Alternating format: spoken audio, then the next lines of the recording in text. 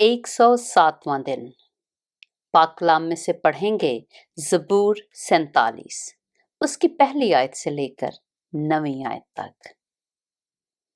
ऐ सब उम्मतों तालियां बजाओ, खुदा के लिए खुशी की आवाज से ललकारो, क्योंकि खुदावन ताला मुहीब है, वो तमाम रोए जमीन का शहंशाह है।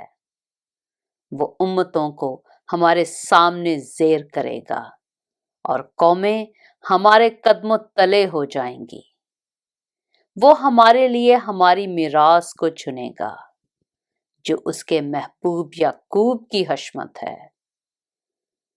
खुदा ने बुलंद आवाज के साथ, खुदावन ने नरसिंगे की आवाज के साथ साउद फरमाया, मधा सराई करो, खुदा की मधा सराई करो, मधा सराई करो, हमारे बादशाह की मधा सराई करो, क्योंकि खुदा सारी जमीन का बादशाह है।